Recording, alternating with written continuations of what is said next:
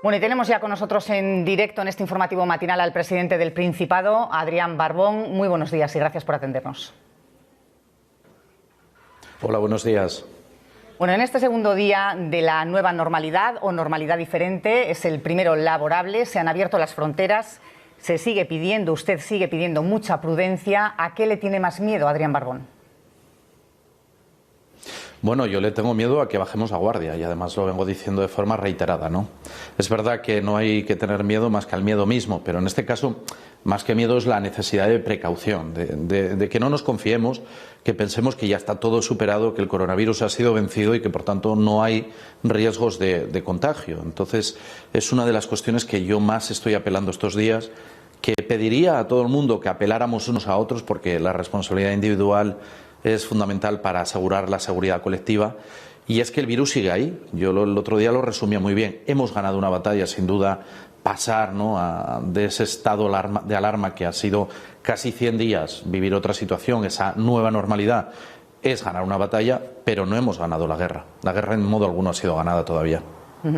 Bueno, se abren las fronteras, ya podemos viajar entre las comunidades. En el exterior, el Reino Unido es uno de los países europeos a la cabeza en número de contagios y fallecidos. ¿Cree que se habrían abierto las fronteras si no hubiera coincidido todo esto con la principal temporada turística, la del verano? Bueno, lo primero que no podemos obviar es que la realidad parlamentaria nacional es la que es. Y la última prórroga, recuerden, del estado de alarma, ya salió con muchísima negociación política, entre otras razones porque yo creo que, y lo he dicho de forma reiterada, el estado de alarma, en mi opinión, debería de haber continuado no para Asturias, que parece que tenemos la situación más contenida o mucho más controlada, pero hay otras comunidades autónomas donde la situación desde el punto de vista de la evolución de la epidemia es diferente, y hubiera sido mejor que al menos 15 días se prorrogara el estado de alarma para estos países. Hablaba del Reino Unido, pero hoy conocíamos el dato de que Suecia, por ejemplo, es ya el segundo país por millón de habitantes, en número de afectados en casos de coronavirus. Curiosamente, los dos países que menos medidas restrictivas quisieron poner desde el punto de vista de la contención del virus. Recuerden, eran países que teorizaron aquello de la inmunidad de rebaño colectiva, con lo cual vuelve a verse que el confinamiento, que el estado de alarma fue una receta necesaria, entre otras razones, porque ha salvado vidas. Y hemos escuchado mucho estos días también el término madrileñofobia. Usted ha negado que sea una fobia el hecho de querer proteger a los asturianos, y sobre todo que no es una fobia defender la igualdad de trato para todas las autonomías. Hacía de hecho referencia hace un momento. El hecho es que es cierto que hay autonomías que se han saltado la fase 3. ¿Usted ha mostrado su disconformidad con esto? ¿Se lo ha trasladado al Gobierno central? Hombre, reiteradas veces. Lo he trasladado al Gobierno central y al resto de gobiernos autonómicos. Yo no me oculto. En la conferencia de presidentes lo dije abiertamente. Y sobre esto de la madrileñofobia, mire, permítame que yo crea que lo que pasa es que algunos creen que la política empieza y acaba en Madrid, que todo empieza y acaba en Madrid, y que nosotros somos, en esos términos en los que a veces se refieren a nosotros, de provincias, ¿no? O como dijo el vicepresidente de la Comunidad de Madrid, llamó a todos aquellos que defendíamos la necesidad de que todas las comunidades pasaran por la fase 3, llegó a insinuar que éramos unos catetos. Pues mire, lo que yo tengo claro es que soy el presidente del Principado. Y si cree alguien que voy a callarme la boca ante quien sea por defender lo que creo que es mejor para la salud colectiva de nuestro pueblo, sinceramente ya puede ir preparándose porque se va a encontrar conmigo. O sea, a mí no me van a callar. Y lo he demostrado en la conferencia de presidentes y lo voy a seguir demostrando. Desde luego, la desigualdad máxima que hemos vivido, en mi opinión, es que mientras unas comunidades hemos transitado por todas las fases del plan de desescalada, hay otras que no lo han hecho. Y eso no es no querer a sus ciudadanos, todo lo contrario. Asturias es una tierra acogedora y recibe con los brazos abiertos a la gente de todas partes. Lo único que decimos es que parece lógico que si hay un plan de desescalada, este se cumpla en todas las fases. Así que a esos que nos han insultado, porque nos han insultado, lo que les digo es que lo llevan claro con nosotros, porque desde luego a mí no me va a callar nadie en la defensa de los intereses de Asturias. Que lo tengan claro. Y desde el Gobierno central le preguntaba también cuál es la respuesta a esto, a que determinadas comunidades hayan pasado directamente a la nueva normalidad. El Gobierno central lo reconoció abiertamente. Ya no tenía capacidad para prorrogar el estado de alarma. Es decir, el Congreso de los Diputados ha sido tan encarnizada la tensión política, es un clima tan tóxico, y lo digo sinceramente como lo pienso, que se ha encontrado el Gobierno de España con la incapacidad de prorrogar 15 días más el estado de alarma para aquellas comunidades que hubiera sido necesario que transitaran por esa fase 3, punto. Y ni las cito, digo, aquellas que no hayan transitado. Entonces, ante la incapacidad de otra prórroga del estado de alarma, lo que han intentado es ordenar de la mejor forma la salida, ¿no? Eso no quita para que yo, evidentemente, diga lo que pienso, que es esto, que la fase 3 yo creo que es una fase necesaria en todas las comunidades. Y por eso es necesario extremar la prudencia. Se han abierto las fronteras, volvemos a estar todos conectados. Desde luego eso va a reanimar nuestra economía, va a reanimar nuestro sector turístico. Eso es necesario y vital desde el punto de vista de la generación económica, pero tenemos que hacerlo cumpliendo las normas. Por eso hemos lanzado, como han visto y como ustedes mismos han proyectado, un vídeo que yo creo que es muy claro, muy nítido, que apela a la responsabilidad individual, porque ahora sí que ya no valen excusas. Ahora tenemos que ser conscientes que todos dependemos de todos y que con el error de una persona podemos generar un rebrote incontrolado que nos sitúe nuevamente en la casilla de salida. Eso es lo que tenemos que evitar. Bueno, a eso precisamente, sobre eso quería preguntarle también, sobre esa campaña que ha lanzado el Principado. Usted la define como clara y nítida. ¿No es un poco dura, también un poco agresiva? Es que en la vida hay que ser también, cuando uno es claro y nítido, en ocasiones duro. Y yo lo he sido en ocasiones a la hora de trasladar mis posiciones. Por ejemplo, cuando he defendido los intereses de Asturias en las negociaciones que ha habido a nivel nacional en la conferencia de presidentes, o cuando he hecho declaraciones con esto de que todas las comunidades pasáramos por la fase 3, seguramente hay gente que me calificó de extremadamente duro. Pero mire, es que yo creo que a los ciudadanos de Asturias, y lo hemos hecho en la gestión de esta crisis desde el Gobierno del Principado todos los días, lo que hemos hablado es claro, alto y claro, y quiero seguir hablándoles claro, porque han sido fundamentales. Es decir, para que estemos en esta nueva normalidad, han sido fundamentales los ciudadanos, y han sido fundamentales, y yo creo que han sido conscientes de lo que nos jugábamos precisamente por hablar claro. Bueno, pues ese vídeo habla alto y claro de una realidad, que es que porque pasemos de fase no significa que el virus haya ido, sigue ahí. Y al menor descuido, por pequeño que sea, un descuido, claro, involuntario, no digo que sea consciente o querido, pero un descuido puede provocar un rebrote que no sepamos controlar o no podamos controlar y por tanto nos encontremos otra vez, como digo, en la casilla de salida.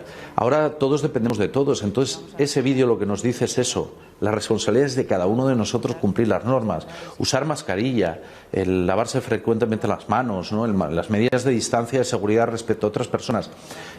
Los abrazos que hoy nos evitamos dar son la mejor garantía para que nos podamos volver a abrazar más fuerte dentro de unos meses. Así que, insisto, ¿es un vídeo duro? Sí. ¿Es real? Sí, porque lo estamos viendo en el resto del mundo lo que pasa en ocasiones. ¿Cuál sería esa casilla de salida a la que volveríamos si hubiera un rebrote? ¿Qué protocolos, con qué planes trabaja el Principado? Porque se habla de confinamiento de determinados territorios, de poblaciones. Bueno, lo primero, para confinar determinadas poblaciones nosotros tenemos que pedir autorización, ya lo saben, no es tan básico porque entre otras razones no tenemos una legislación propia en materia de emergencia sanitaria, que es una de las cosas que nos vamos a plantear tener, ¿no? Una ley de salud pública que nos permita dar una respuesta mucho más rápida y contundente a las situaciones que puedan ser similares o vivir parecidas a las que hemos vivido. Pero si la cuestión fuera más allá todavía y hubiera que impedir la movilidad, solo hay un instrumento jurídico en este país para hacer eso, y son los estados de alarma, excepción y sitio que recoge la Constitución española. No hay otra posibilidad porque, entre otras razones, la libertad circulatoria o la libertad de movimiento es un derecho fundamental. Por tanto, necesita una regulación clara en este sentido. Así que, desde luego, nosotros lo que vamos a tener es todos los protocolos preparados para responder a un brote, si surge, es decir, intentar pararlo y frenarlo en seco, como hemos hecho en alguna residencia de mayores, donde ya hemos tenido rebrotes y hemos sabido controlarlos, pero, lógicamente, si el rebrote generara o desembocara en lo que se llama un contagio a nivel comunitario, en la propia comunidad, bueno, pues tendrían que ser medidas mucho más drásticas, de confinamiento, de medidas restrictivas de movilidad, e incluso sin descartar la posibilidad, y lo ha dicho el Gobierno de España, es decir, no descarta que en una situación incontrolada tenga que volver a decretar el estado de alarma. ¿Y la sanidad asturiana está preparada para un posible rebrote de más dimensiones de las que ya hemos tenido? Bueno, más dimensiones de lo que hemos tenido desde el punto de vista del brote inicial difícilmente, porque hay que reconocer que nosotros las primeras tendencias del crecimiento del virus eran exponenciales. Es verdad que Asturias se anticipó a otras comunidades autónomas, tomó decisiones antes y fíjese, alguien puede decir, ya, pero fueron pocos días o fue unos días antes. Bueno, es que cuestión de horas han sido fundamentales y se ha visto, por ejemplo, en el caso de Portugal. Es decir, tomar decisiones con un poco de anticipación, con algo de anticipación, ha significado evitar contagios y salvar vidas. Desde luego nosotros, el sistema sanitario está entrenado, lo ha demostrado su fortaleza. Yo les quiero agradecer porque han estado al pie del cañón, pero sobre todo porque han demostrado la fortaleza de un sistema sanitario en el que llevamos invertido mucho dinero. Yo ahora recuerdo las críticas que se hacían cuando se construía el UCA. Recuerden todas las barbaridades que se dijeron. Bueno, pues el UCA ha demostrado ser, en este sentido, el buque insignia de esa batalla contra el coronavirus. Pero no solo eso, las críticas que recibimos siempre cuando presentamos los presupuestos, porque dicen que destinamos mucho a gasto corriente, ¿no? Y ligándolo, pues en este caso, a la sanidad y la educación. Oiga, pues es que nuestro sistema sanitario, el invertir todos los años 4 de cada 10 euros de nuestro presupuesto, se ha notado, los ha hecho más fuertes y más capaces de hacer frente a algo desconocido, porque esta pandemia, hay que recordar que no vivíamos en España y en el mundo no se vivía una situación similar o comparable desde hace más de un siglo. Esa es la realidad. Así que yo confío mucho en la Consejería de Salud, confío mucho en el equipo de salud pública, los conozco, he visto cómo están trabajando, se han entrenado, han aprendido muchísimas cosas, hemos adquirido conocimiento, conocemos mejor al coronavirus y desde luego estamos preparados para, ante cualquier rebrote, reaccionar. Eso no significa, en modo alguno, y quiero que no suena triunfal, no significa que está garantizado que todo rebrote sea controlado. Por tanto, vuelvo a apelar a la responsabilidad individual. Yo cada vez que salgo con mascarilla. Cada vez que me reúno con gente, me reúno con mascarilla. ¿Por qué? ¿Lo hago por una cuestión? Pues no sé. Alguien puede decir, no, lo hago por respeto a la persona con la que me reúno y también por respeto al conjunto de la ciudadanía, porque todo contagio que evitemos es un éxito y un triunfo para el conjunto de Asturias. Bueno, vamos a hablar de nuevo un poco más sobre el turismo. Estos días el diario Telegraph, por ejemplo, incluye a Asturias entre los destinos recomendados por la baja incidencia de la COVID. ¿Qué previsiones maneja el Principado para este verano? Porque además de publicaciones como esta, están las campañas para fomentar el turismo nacional entre comunidades y también el hecho de que el turismo rural se presenta como una alternativa más segura. ¿Son factores que llaman al optimismo en el sector? Bueno, lo primero, la imagen de Asturias ha salido reforzada, curiosamente. De esta gran crisis del coronavirus, la imagen de Asturias, primero porque se habla de nosotros a nivel nacional e internacional, cosa que nunca había pasado, ahora se habla. Es decir, se está hablando de la respuesta sanitaria, pero también de la calidad de vida que existe en Asturias, de nuestro paisaje, nuestro paisanaje, de nuestras fortalezas, y eso nos sitúa como un destino turístico muy apetecible. Segundo factor que no podemos obviar, gran parte del sector turístico asturiano está ligado al turismo nacional, con lo cual las fluctuaciones del turismo internacional a nosotros nos afectan menos, porque sí que se está notando la reactivación del sector, especialmente, como decía, las casas rurales, pero en general yo estoy convencido que el sector turístico, bueno, va a recibir visitantes buscando la tranquilidad, buscando un paisaje de primera magnitud y sobre todo evitando aglomeraciones como vemos en ocasiones en el turismo más habitual de nuestro país. Yo creo que Asturias, insisto, su imagen sale reforzada, pero voy más allá, no solo en el sector turístico, sino como lugar apetecible para vivir. Mucha gente que hoy teletrabaja, que se ha acostumbrado a teletrabajar, se está planteando seriamente venir a vivir a Asturias. Me consta mucha gente que se ha puesto en contacto con nosotros, que vive en Madrid, que vive en Barcelona y que se plantea, dado que teletrabajan y pueden estar en cualquier parte, volver a Asturias. Y es que es verdad, ofrecemos esa calidad. Y segundo factor que no podemos obviar, sale también reforzada la vida rural, porque si nos tuviéramos que ver ante otro confinamiento, que espero que no sea así, pero si nos tuviéramos que ver ante un confinamiento y teniendo en cuenta además que los científicos nos advierten que el surgimiento de nuevas pandemias ligadas a paso de coronavirus de animales a hombres puede ser más habitual de lo que estábamos acostumbrados, la vida rural lo que se ha demostrado es que se vive el confinamiento de una manera totalmente diferente. Y por tanto también yo estoy convencido que se va a reactivar pues el arreglo de casas familiares en los núcleos rurales para empadronarse y si hubiera un confinamiento pasarlo allí. El propio mercado inmobiliario parece que se está activando, es decir, la vida rural volvemos a mirar a los ojos de los pueblos y villas de Asturias, porque desde luego como calidad de vida es clave, lo han demostrado.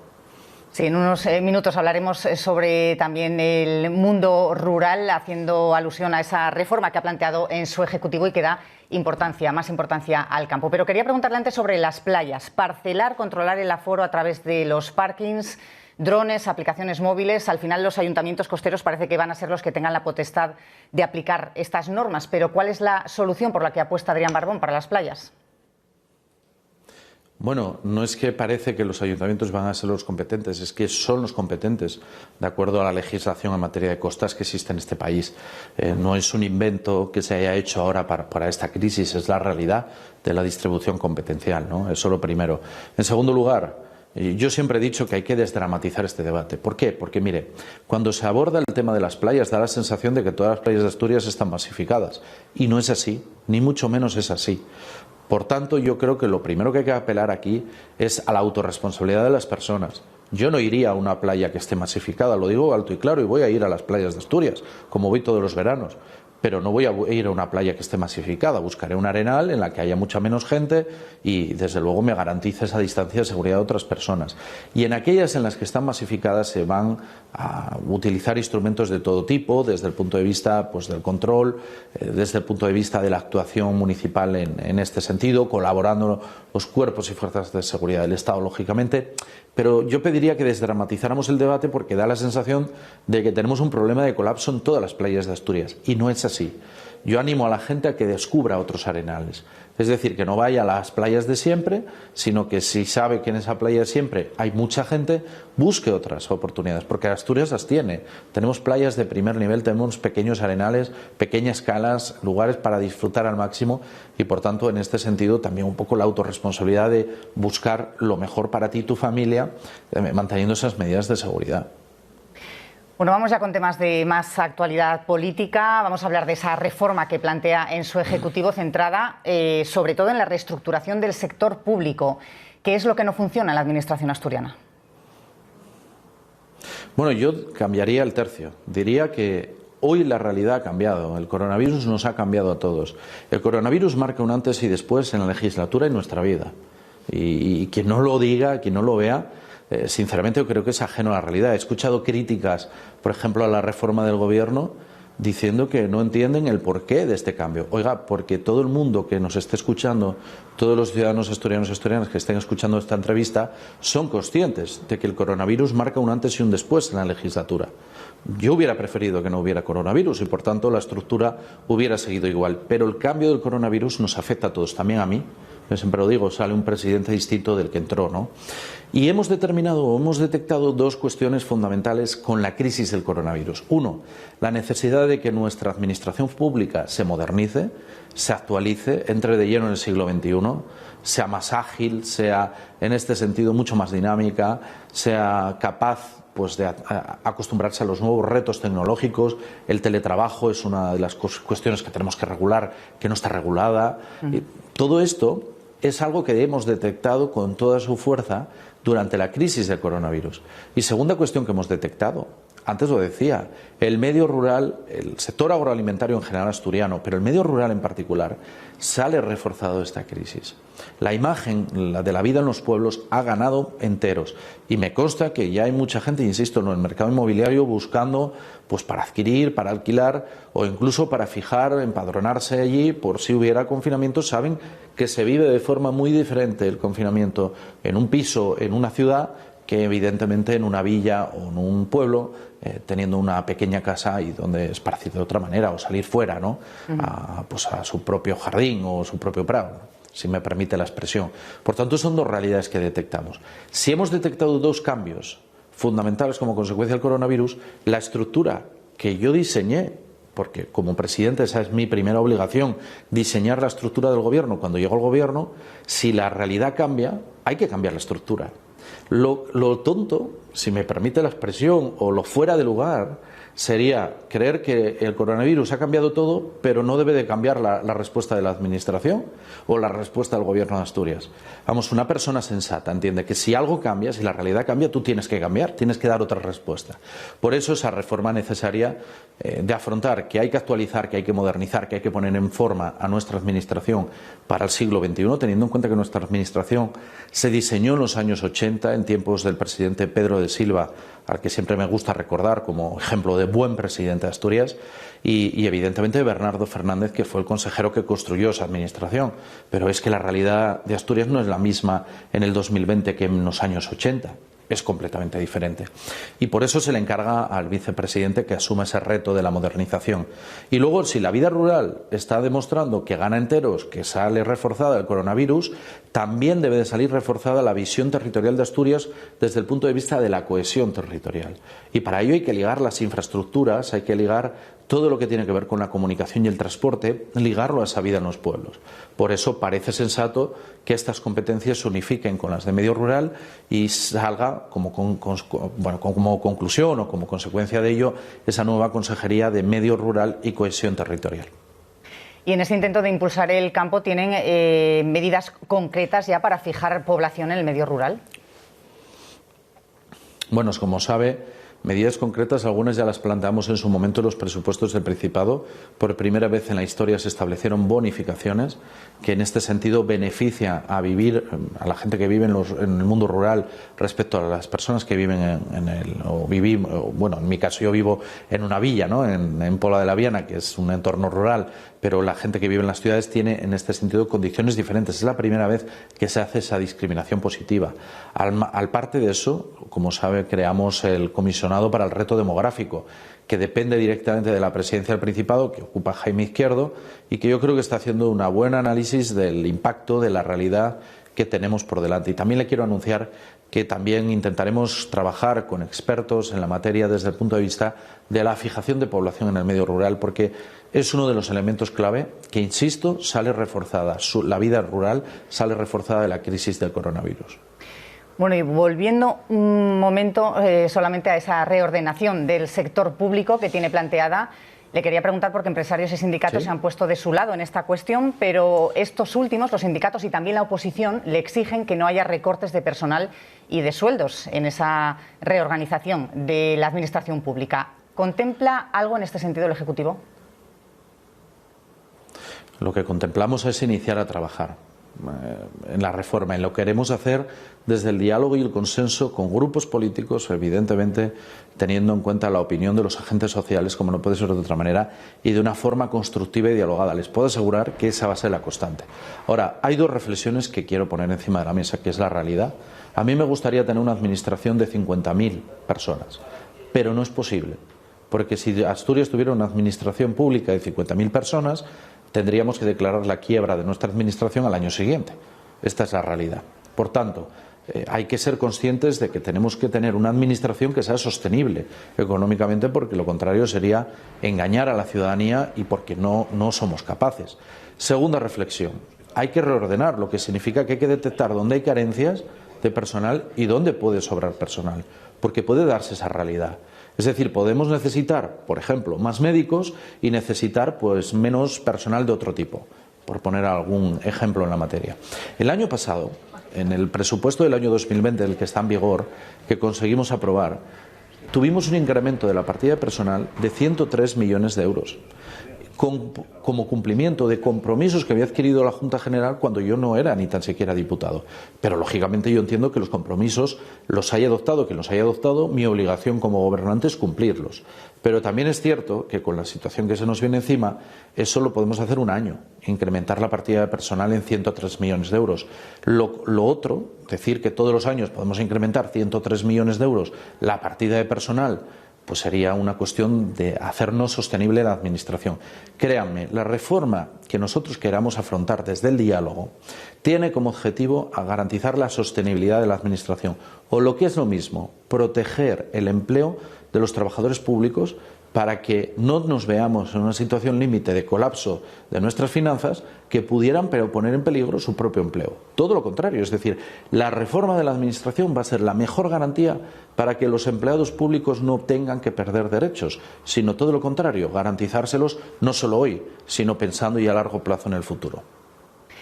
¿Cómo están las relaciones con Podemos Asturias? Hemos visto un acercamiento hace poco cuando Podemos unió sus votos a PSOE Izquierda Unida en la Junta para votar en contra de esa propuesta del Partido Popular para crear una comisión de investigación sobre la gestión de las residencias. ¿Es el inicio de algún acuerdo más amplio con Podemos? Bueno, lo primero, como punto de partida, yo soy un presidente que reivindico siempre el diálogo. Pero fíjese, igual que ahora mucha gente me está descubriendo, ¿no? Porque yo entiendo que era un gran desconocido para mucha gente y dicen, pues destaca del presidente la cercanía. El diálogo es una de las constantes de mi trayectoria política. Yo cuando fui alcalde de La Viana, que fui el alcalde que más años estuvo, 9 años, nunca tuve mayoría absoluta. Tuve que gobernar con acuerdos y acordé con todo el mundo. Es decir, el diálogo es para mí una fortaleza, no es una debilidad. Por eso estoy tan contento cuando el otro día conseguimos que todos los partidos que queremos en Asturias, en el Estado autonómico, pactáramos y acordáramos una posición común en materia de financiación autonómica. Por eso estoy tan contento de haber sido capaz de sacar adelante los presupuestos del año 2020, rompiendo casi una maldición bíblica, que era que en año par en Asturias parecía que no teníamos derecho o no podíamos tener presupuestos, había que prorrogarlos. Y por eso voy a seguir insistiendo en tender la mano al diálogo, porque creo que el diálogo, y más en una situación excepcional como esta, porque quien crea que la política sigue igual como si el coronavirus no hubiera pasado es que no ha entendido nada. La ciudadanía nos reclama acuerdos, nos reclama diálogo, y eso es algo que desde luego yo como presidente del Principado sé que mi función principal es en este sentido, estar por encima de los debates de partidos, representar a la mayor parte, no, a la totalidad de los asturianos y asturianas y ser capaz de tejer acuerdos y diálogos. En ese diálogo también hay un espacio para el acuerdo con Podemos, y yo lo digo de forma reiterada, desde el máximo respeto a sus votantes y desde el máximo respeto a quienes les representen. No tengo en este sentido ningún prejuicio contra Podemos, y además yo creo que ellos tienen que reflexionar si quieren influir, si quieren participar, si quieren ser corresponsables, si quieren, en este sentido, viendo el ejemplo de Madrid, influir y ser relevantes, o prefieren ser no influyentes e irrelevantes. Pero eso depende también de ellos, no solo de la invitación que yo haga al acuerdo, al diálogo o al consenso, sino que es una cuestión que tendrá que decidir el propio Podemos Asturias, ¿no? Y lo digo desde el máximo respeto, como digo. No sé si tiene pensado Adrián Barbón, o lo ha hecho ya, volver a su casa de La Viana, volver a vivir en La Viana después del confinamiento que ha pasado en Oviedo. Ah, ya volvió. Ya volví a dormir el sábado, dormí ya por primera vez en mucho tiempo, porque iba a La Viana alguna cosa puntual a buscar alguna cosa y volvía, pero es verdad que han sido casi 100 días quedándome aquí en el apartamento que existe para uso de los presidentes del Principado, como saben, en presidencia. Me quedé por una cuestión, yo creo que de responsabilidad, porque creía que ante lo que se nos venía encima, mi obligación era estar aquí, al pie del cañón, por lo que pudiera pasar, haciendo uso, pues como digo, de ese apartamento que es para los presidentes, y desde luego he estado muy a gusto, y además luego ya cuando se pudo salir, tengo que decir que salí a pasear en el horario que me correspondía casi todos los días, y quiero agradecer el cariño que he notado, sobre todo en tantos ovetenses, ¿no? Mucha gente de Oviedo que me paraba, en la capital del Principado, que me paraba pues para agradecerme el trabajo, para darme ánimos o para hacerme una aportación, una crítica, y yo se lo agradezco porque me he sentido muy a gusto viviendo estos días, todos estos más de 3 meses en Oviedo, pero evidentemente he vuelto a mi casa en Pola de la Viana, porque bueno, es el lugar en el que yo estoy a gusto, en el que soy feliz, y en este sentido además saben que, bueno, pues con un ligazón emocional, porque yo vivo en la casa que era en el piso, en una barriada minera, que era el piso de mis abuelos, donde yo me crié, con lo cual uno vuelve también a sus propios rincones y sus libros y sus costumbres, ¿no? Pero desde luego voy a seguir usando el apartamento de presidente cuando sea necesario, porque en ocasiones, pues por motivos de trabajo hasta muy tarde, y tampoco quiero marear al equipo de seguridad o el equipo que me transporta, ¿no? Las personas que me llevan de unos sitios a otros, pero desde luego he vuelto ya a La Viana, y les puedo asegurar que me he sentido muy bien el domingo pudiendo pasear por las calles de La Viana. La Viana es un concejo que merece la pena descubrir, ¿eh? Los que no lo conozcan yo les animo a que vayan porque merece la pena también conocerlo y además tiene encantos que son sobre todo sus personas, pero también un paisaje. Ahora, he estado muy a gusto estos más de 3 meses aquí en presidencia, pese a la tensión, pese a los malos momentos que he vivido, pese a los momentos en los que, bueno, la presión casi hacía que te hundieras, porque las cosas hay que decirlas como son, pero he encontrado en el apoyo de la gente el ánimo para seguir adelante, así que también lo quiero agradecer a tanta gente de Oviedo que cuando se cruza conmigo me saluda y bueno, pues te da ánimos y te dice que hay que seguir, que tenemos que seguir adelante y que esto lo logramos vencer entre todos, porque es verdad, porque la victoria del coronavirus la hemos logrado cuando la logremos definitivamente entre todos, no lo olvidemos. Bueno, y una última cuestión. Hay muchos asturianos pendientes hoy del fútbol con ese derbi Sporting Real Oviedo de esta noche. No sé si es futbolero Adrián Barbón y si se lanza incluso a dar un resultado para esta noche. Nada, en esto el presidente del Principado, ya sé que sonará poco políticamente correcto, pero no soy nada futbolero. Es algo que mis mejores amigos lo saben de siempre, ¿no? Desde luego yo un saludo lleno de cariño, pues evidentemente para los aficionados y los en este sentido van a vivir el derbi, pero yo de lo que soy socio es del Real Titánico de La Viana. Bueno, pues entonces vamos a recurrir al clásico que gane el mejor, ¿no? Bueno, en este sentido yo espero que sea un derbi, un partido que merezca la pena. Es cierto que pierde la emoción al no haber público. El coronavirus, aquellos que creen que la vida no nos ha cambiado, bueno, pues esta es una medida de seguridad lógica también en estos momentos, aunque dura, difícil. Yo entiendo que las aficiones pues estén en este sentido dolidas, preocupadas, ¿no? Que les hubiera gustado, lógicamente. Pero bueno, yo prefiero mirar hacia adelante y lo que les quiero es animar a que seguramente el próximo derbi, esperemos, ya lo puedan afrontar con público y viviendo en directo la emoción del partido. Bueno, pues Adrián Barbón, presidente del Principado, le agradecemos mucho que haya compartido con nosotros estos minutos en este informativo matinal y le deseamos suerte en esta nueva etapa de normalidad diferente. Muchas gracias y buenos días. Me van a permitir, sobre todo, que les dé las gracias a ustedes, al personal de la Radio-Televisión Pública del Principado, porque han sido y han desarrollado una labor excepcional. Y si no hubiera sido por su trabajo, el de todos los que formáis parte de esa casa, pues la forma de informar, de transmitir, sobre todo mensajes a los ciudadanos, de implicar a la ciudadanía, no hubiera sido lo mismo y os lo quiero agradecer de corazón, en nombre también del pueblo asturiano. Pues muchas gracias. Buenos días, Adrián Barbón.